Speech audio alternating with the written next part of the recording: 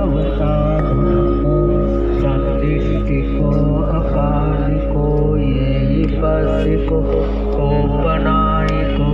पश्यतं वेदितव्यो व्योहीति धम्मं जीवितपर्यन्तं शरणं गच्छामि सुपटिपन् भगवतो शावकसंगो उजुपटिपन् भगवतो शावकसंगो न्यायपटिपन्